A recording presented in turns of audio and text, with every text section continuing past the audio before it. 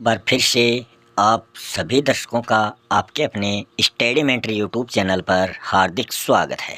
आज के वीडियो में हम आपके सामने लेके आए हैं राजस्थान माध्यमिक शिक्षा बोर्ड कक्षा 12 विषय हिंदी साहित्य का चैप्टर नंबर 3 और 4। यहाँ हम चैप्टर नंबर 3 और 4 के जो इम्पोर्टेंट क्वेश्चन हैं उनकी बात कर रहे हैं। यह सभी जो क्वेश्चन हैं ये शेखावाटी मिशन 100 नाम से आयोजित किए गए हैं। जो भी सेवारत जो अध्यापकगण हैं उनके द्वारा ये प्रश्नोत्तरी श्रृंखला तैयार की गई है, जो आपकी बोर्ड एग्ज़ाम को देखते हुए आयोजित की गई है। इस प्रश्न श्रृंखला के माध्यम से आप अपने अंकों में सुधार कर सकते हैं। इसमें शिक्षक गणों के द्वारा केवल उन्हीं महत्वपूर्ण बिंदुओं का संकलन किया गया है जो आपके लिए एग्ज़ाम की दृष्टि से लाभदायक हो। तो उन शिक्षकों का बहुत बहुत आभार जिन्होंने यह टेस्ट श्रृंखला जो है वो तैयार की है। तो इसमें हम पहले बात करते हैं चैप्टर नंबर 3 सच्चिदानंद हीरानंद वात्स्यायन अज्ञे का। अभी तक अगर आपने चैनल को सब्सक्राइब नहीं किया है तो कृपया करके चैनल को सब्सक्राइब ज़रूर कर लें ताकि आने वाले वीडियो की सूचनाएं आपको तुरंत प्राप्त हो सके। तो शुरू कर रहे हैं। यह दीप अकेला और मैंने देखा एक बूंद। ये दो कविताएं जो है ये चैप्टर नंबर 3 में अज्ञे जी द्वारा रचित है। इसमें पहला क्वेश्चन है, यह दीप अकेला स्नेह भरा पंक्ति में दीप शब्द किसका प्रतीक है। तो यहाँ आपको इस पंक्ति में दीप शब्द आया है वो किसका प्रतीक है ये आपको बताना है। तो ये वेष्टि का प्रतीक है। नेक्स्ट क्वेश्चन है, इसको भी पंक्ति को दे दो। पंक्ति में पंक्ति शब्द जो है वो किसका प्रतीक है। वैसे तो पंक्ति जो होती है वो रेखा होती है, लाइन होती है, मगर यहाँ वो किसका प्रतीक है तो उसे समाज का प्रतीक यहाँ पर बताया गया है। सारे क्वेश्चन इंपॉर्टेंट है। पनडुब्बा शब्द से क्या तात्पर्य है। पनडुब्बा तो इसका अर्थ होता है समुद्र। नेक्स्ट क्वेश्चन है, अकेले द्वीप के लिए क्या कामना की गई है। तो यहाँ कौन सी कामना की गई है कि द्वीप को पंक्तिबद्ध करने की कामना यहाँ पर प्रकट की गई है। नेक्स्ट है, यह मधु है स्वयं काल की मोना का युग संचय। इस पंक्ति में मधु शब्द जो है वो किसके लिए प्रयुक्त हुआ है, वो व्यक्ति के लिए प्रयुक्त हुआ है। नेक्स्ट क्वेश्चन है, समुद्र से अलग हुई बूंद किसका प्रतीक है। तो वो है क्षण भंगुरता का, मतलब थोड़े समय में ही वो अपना अस्तित्व बचाए रखती है, उसके बाद में वो नष्ट हो जाती है।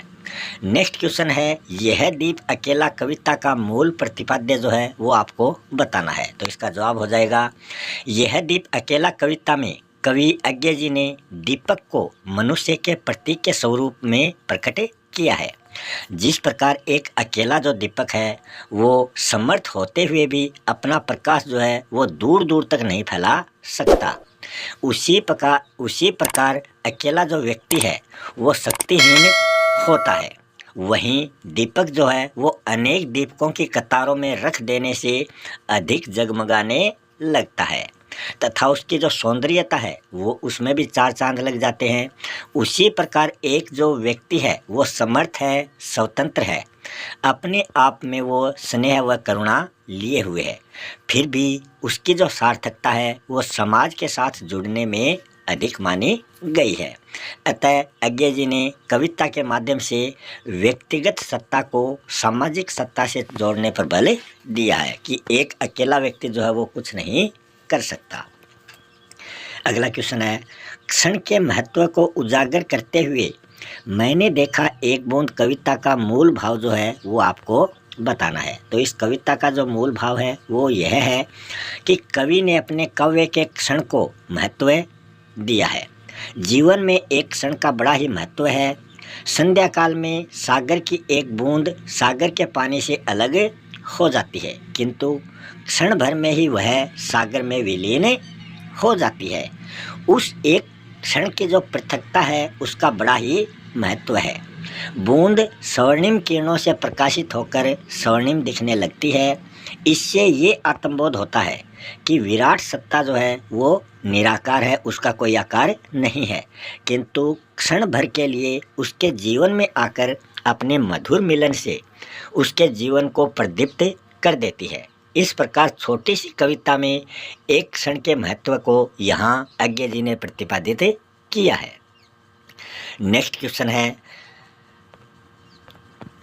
क्वेश्चन में दिया गया है, अज्ञे जी का साहित्यिक परिचय आपको देना है। उन्होंने कौन कौन सी रचनाएं लिखी हैं उनके बारे में आपको बताना है। अज्ञे जी का जो मूल नाम है वो दिया गया है सच्चिदानंद हीरानंद वात्स्यायन अज्ञे। इनका जन्म 1911 ईस्वी में हुआ था। ये बहुमुखी प्रतिभा के धनी माने जाते हैं। इन्होंने कविता, कहानी, उपन्यास, यात्रावृत्त, निबंध, आलोचना आदि विधाओं में अपना लेखन कार्य बड़ी ही उत्तम श्रेणी में किया है। प्रकृति प्रेम और मानव मन के अंतर्द्वंद जो हैं वो उनके प्रिय विषय रहे हैं कि इन्होंने अपनी कविता में इन बिंदुओं को प्रमुख स्थान दिया है। उनकी कविता में व्यक्ति स्वातंत्र्य का आग्रह है। प्रयोगवाद के प्रवर्तक कवि अज्ञे जी ने हिंदी काव्य भाषा को नवीन स्वरूप प्रदान किया है। उनकी भाषा जो है वो तत्सम शब्दों से युक्त है तथा इसमें प्रचलित जो विदेशी और देशज शब्द हैं उनको भी प्रमुख स्थान दिया है। उपन्यास तथा कहानियों की जो भाषा है, जो विषय है तथा सभी क्या हैं पात्रों के अनुकूल यहाँ पर रखे गए हैं। अज्ञे जी ने अपने काव्य में मुक्त छंद का भी प्रयोग किया है। फिर हम इनकी कृतियों की बात करते हैं कि इनकी कौन कौन सी महत्वपूर्ण कृतियाँ हैं अज्ञे जी की। तो उसमें पहले हम उपन्यास की बात करते हैं। उनके महत्वपूर्ण उपन्यास हैं शेखर एक जीवनी, नदी के द्वीप, अपने अपने अजनबी। फिर इनके यात्रा वृत्तांत की बात करें तो वो उनके नाम है अरे यायावर रहेगा याद, एक बूंद सहसा उछली। निबंध की बात करें तो निबंध, त्रिशंकु और आत्मनेपद। कहानी संग्रह की बात करें तो उनमें है विपथगा, परंपरा, कोठरी की बात, शरणार्थी, जयदोल, ये तेरे प्रतिरूप। फिर हम काव्य संग्रह की बात करें, अज्ञे जी के काव्य संग्रह कौन कौन से हैं? भग्नदूत, चिंता, हरी घास पर क्षण भर, इंद्रधनुष रौंदे हुए, आंगन के पार द्वार, कितनी नावों में कितनी बार। आंगन के पार द्वार जो रचना है, इस रचना पर इनको साहित्य अकादमी पुरस्कार मिला और कितनी नावों में कितनी बार रचना पर इनको भारतीय ज्ञानपीठ पुरस्कार प्राप्त हुआ है। तो ये इम्पोर्टेंट रचनाएं हैं इनकी। और भी अगर आपको इनसे संबंधित क्वेश्चन देखने हैं तो प्ले लिस्ट में जाकर आप हिंदी साहित्य से संबंधित जो प्ले लिस्ट है उसमें आप इनसे संबंधित और इम्पोर्टेंट क्वेश्चन देख सकते हो कि इनको ये पुरस्कार कब मिले और इनकी कौन सी महत्वपूर्ण रचनाएं हैं वो भी वहाँ देख सकते हो। नेक्स्ट क्वेश्चन है, निम्नलिखित पद्यांश की सप्रसंग व्याख्या आपको करनी है। तो ये आपकी पुस्तक से यहाँ पद्यांश दिया गया है और इस पद्यांश से संबंधित जो भी क्वेश्चन आंसर हैं वो नीचे पूछे जाएंगे। इस पद्यांश को एक दो बार आप पढ़ें और समझें और यहाँ इसकी व्याख्या करनी है। तो व्याख्या में सबसे पहले क्या करना है, यहाँ इसकी व्याख्या करनी है। इसमें क्वेश्चन आंसर नहीं है तो ये व्याख्या है, इस पद्यांश की व्याख्या करनी है। तो सबसे पहले आपको लिखना है प्रसंग। प्रसंग में आपको लिखना है, यह काव्यांश सच्चिदानंद हीरानंद वात्स्यायन अज्ञे जी द्वारा रचित मैंने देखा एक बूंद कविता से लिया गया है। इस कविता में कवि ने समुद्र से अलग हुई बूंद की क्षणभंगुरता का वर्णन किया है। फिर आपको व्याख्या में लिखना है, कवि कहते हैं कि शाम के समय मैंने देखा कि समुद्र के झागों से एक बूंद सहसा मतलब अचानक ऊपर उठती है। वह बूंद अस्त होते हुए सूर्य की बाल किरणों के प्रकाश में रंग कर उसका रंग जो है वो लाल हो गया है।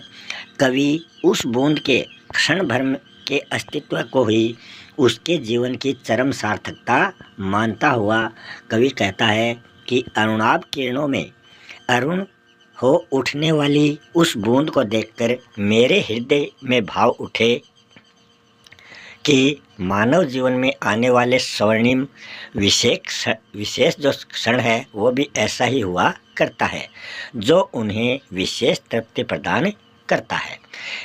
ऐसे क्षण मानव को नश्वरता के दाग से मुक्ति दिलाकर उसके अस्तित्व की सार्थकता जो है वो सिद्ध कर सकते हैं।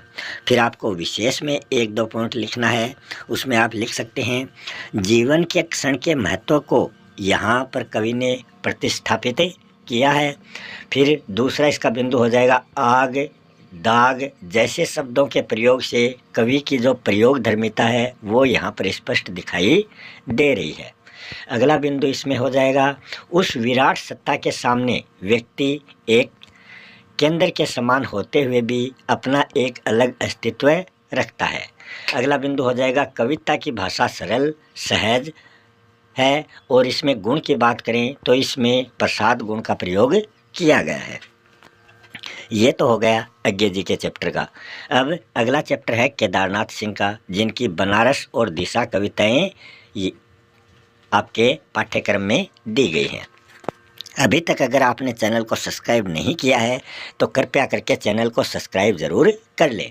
पहला क्वेश्चन है, बनारस कविता में किस ऋतु का वर्णन किया गया है? तो यहाँ बसंत ऋतु जो है उसका वर्णन इस कविता में किया गया है। नेक्स्ट है, बनारस में सैकड़ों वर्षों से किसकी खड़ाऊ रखी हुई है? तो वहाँ पर सैकड़ों वर्षों से गोस्वामी तुलसीदास जी की खड़ाऊ जो है वो रखी हुई है। बनारस कविता के अनुसार बनारस शहर को कौन दृढ़ता से एकता के सूत्र में बांधे हुए है? तो वो है धीरे धीरे होने की सामूहिक लय जो है वो उसको एकता के सूत्र में बांधे हुए है। नेक्स्ट है, पुराने शहर की जीभ किरकिराने से क्या तात्पर्य है? तो इसका तात्पर्य है सांस्कृतिक कार्यक्रमों की धूम मचने लगती है। नेक्स्ट है, लहर तारा और मडुआ डुई है क्या है? तो ये बनारस के मोहल्लों के नाम हैं। नेक्स्ट क्वेश्चन है, दिशा कविता जो है वो किस भाव पर केंद्रित है? तो ये बाल मनोविज्ञान पर आधारित कविता है।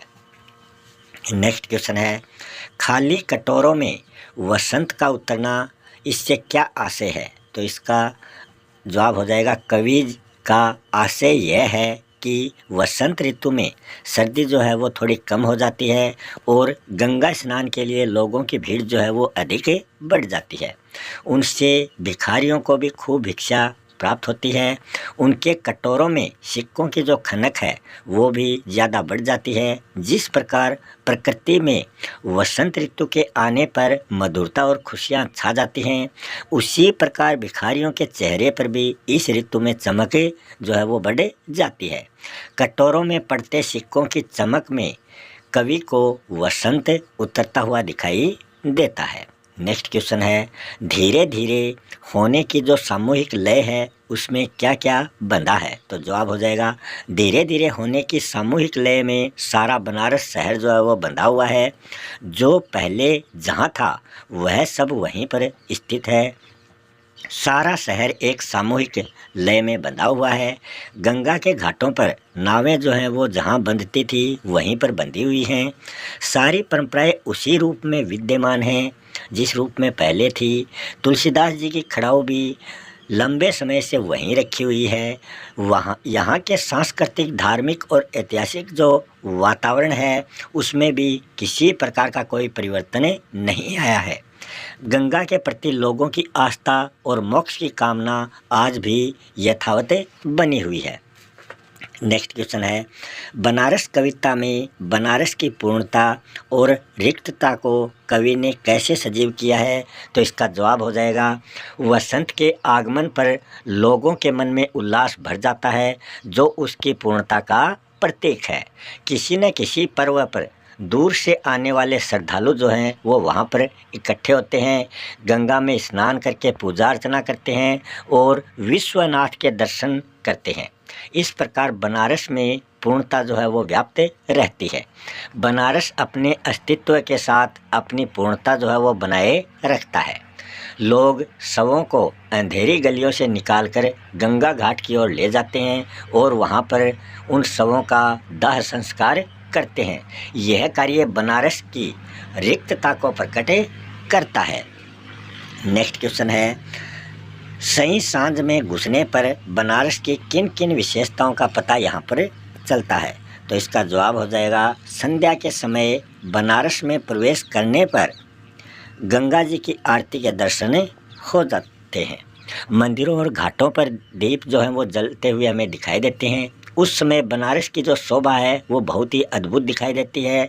गंगा के जल में गंगा के घाटों की, दीपों की और बनारस की छाया जो है वो पड़ती हुई दिखाई देती है। उसे देखकर ऐसा लगता है कि आधा शहर जो है वो जल में है और आधा शहर जो है वो जल से बाहर है, मतलब शहर की परछाई जल में दिखाई देती है। कहीं पर शव जलाए जा रहे हैं तो कहीं पर उनका जल प्रवाह किया जा रहा है। संध्या के समय बनारस में श्रद्धा, आस्था, विरक्ति, विश्वास और भक्ति के भाव जो हैं वो दिखाई देते हैं। नेक्स्ट क्वेश्चन है, दिशा कविता का मूल कथ्य क्या है, ये आपको बताना है। इसका जवाब हो जाएगा, यह कविता बाल मनोविज्ञान पर आधारित है। सबका यथार्थ जो है वो अलग अलग होता है। बच्चे अपने ढंग से यथार्थ को देखते हैं। बच्चों की पतंग जो है वो जिस ओर उड़ रही है उसे हिमालय उधर ही दिखाई देता है। कविता ये प्रेरणा देती है कि बच्चों से भी कुछ सीखा जा सकता है। नेक्स्ट है, निम्नलिखित पद्यांश की सप्रसंग व्याख्या आपको करनी है। तो यहाँ भी आपको व्याख्या करनी है।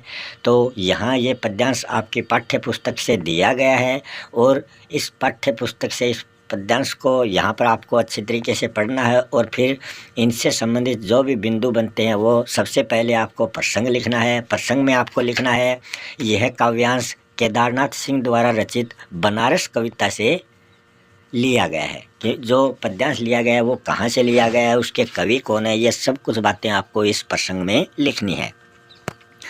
बनारस शहर में वसंत के आगमन के साथ साथ बनारस शहर की जो विशेषताएं हैं उनका वर्णन इस व्याख्या में, इस पद्यांश में किया गया है। फिर व्याख्या में आपको इसका अर्थ लिखना है। तो इसमें आप लिखोगे, कवि केदारनाथ सिंह वर्णन करते हुए कहते हैं कि बनारस में वसंत के आगमन पर जो स्थापित कलाकार हैं वो अपनी कला तथा ज्ञान से शहर के लोगों को जागृत करने लगते हैं एवं जो स्थापित कलाकार नहीं हैं वे अपनी कला की शुरुआत का यही उचित समय समझते हैं। दशाश्वमेध घाट पर जाने वाले हर व्यक्ति को घाट का आखिरी पत्थर कुछ मुलायम प्रतीत होता है, अर्थात उस समय कठोर हृदय वाले व्यक्ति के आचरण में भी आस्था के कारण सहजता जो है वो आ जाती है। कवि को घाट की सीढ़ियों पर बैठे बंदरों की आंखों में एक अजीब सी नमी दिखाई देती है। द्वार पर बैठे हुए भिखारियों के कटोरों में भी एक अजीब सी चमक आ जाती है। भाव यह है कि आस्थावान व दानदाताओं के द्वारा भिखारियों को खूब भिक्षा मिलती है, जिससे उनके चेहरे पर प्रसन्नता से चमक आ जाती है। फिर विशेष में लिखेंगे, बनारस के लोगों की आस्था का अनूठे ढंग से वर्णन किया गया है। नेक्स्ट में लिखेंगे, जो है वह सुगबुगाता है, जो नहीं है वह फेंकने लगता है। पचाखियाँ पंक्तियों में यहाँ इस पंक्ति में बात करेंगे तो यहाँ विरोध का आभास होने से विरोधाभास अलंकार है। नेक्स्ट पॉइंट में लिखेंगे, बैठे बंदरों व अचानक आता में अनुप्रास अलंकार है, क्योंकि ब और ए वर्ण की बार बार आवृत्ति हुई है। नेक्स्ट में लिखेंगे, कविता मुक्त छंद में है और साथ में अगर शब्द शक्ति की बात करें तो यहाँ लक्षणा शब्द शक्ति का प्रयोग इस पद्यांश में किया गया है। नेक्स्ट में लिखेंगे, भाषा जो है वो सहज सरल और आम बोलचाल की भाषा है। नेक्स्ट में बिंदु में लिखेंगे, जीभ किरकिराना मुहावरे का प्रयोग इसमें किया गया है। तो ऐसे आपको 5-7 बिंदु बनाकर उस पद्यांश से संबंधित नीचे लिखने हैं। नेक्स्ट क्वेश्चन है, केदारनाथ सिंह का साहित्यिक परिचय आपको देना है। इनके जीवन के बारे में यहाँ आपको बताना है। केदारनाथ सिंह का जन्म सन 1934 ईस्वी में बलिया जिले के चकिया जो गांव है वहाँ पर हुआ था। वे मूलतः मानवीय संवेदनाओं के कवि के रूप में जाने जाते हैं और इन्होंने अपनी कविताओं में बिंब विधान पर सबसे अधिक बल दिया है। केदारनाथ सिंह की कविताओं में शोर शराबा न होकर विद्रोह का शांत और संयत स्वर जो है वो सशक्त रूप में उभरता हुआ दिखाई देता है।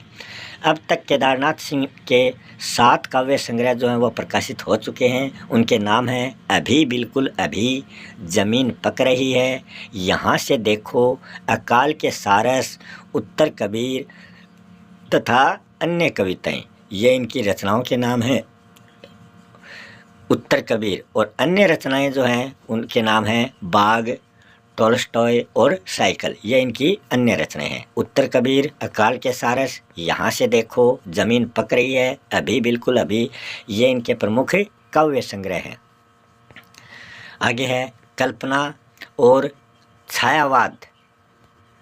कल्पना, छायावाद और आधुनिक हिंदी कविता में बिंब विधान का विकास जो है वो मेरे समय के शब्द तथा कब्रिस्तान में पंचायत, ये इनके निबंध संग्रह हैं। और ये कल्पना और छायावाद और आधुनिक हिंदी कविता में बिंब विधान का विकास, ये इनकी आलोचनाएं हैं।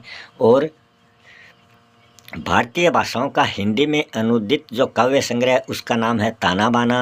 और अकाल के सारस जो कविता है उस पर इनको 1983 ईस्वी में साहित्य अकादमी पुरस्कार प्राप्त हुआ था। और केदारनाथ सिंह से संबंधित और बिंदु अगर आपको देखने हैं और क्वेश्चन आपको देखने हैं तो आप प्लेलिस्ट में जाकर हिंदी साहित्य में ये क्वेश्चन देख सकते हैं। अगर अभी तक चैनल को सब्सक्राइब नहीं किया है तो चैनल को सब्सक्राइब ज़रूर कर लें। मिलते हैं अगले वीडियो में किसी नए टॉपिक के साथ। तब तक के लिए आप सभी दर्शकों का बहुत बहुत धन्यवाद।